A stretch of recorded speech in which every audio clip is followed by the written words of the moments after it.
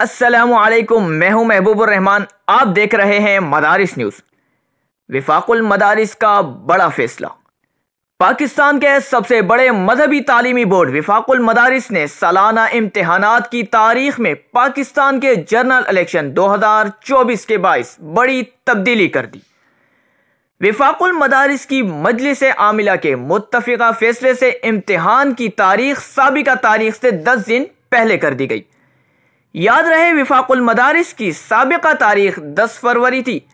अब नए फैसले के मुताबिक विफाकुल मदारिस के सालाना इम्तिहानात बराए शोबा कुतुब 30 जनवरी बरोज़ मंगल से शुरू होकर 5 फरवरी बरोज़ सोमवार इख्तिताम पजीर होंगे, जबकि हिफ्ज़ कुरान के इम्तिहानात 27 जनवरी बरोज़ हफ्ते से 5 फरवरी बरोज़ पीर तक जारी रहेंगे।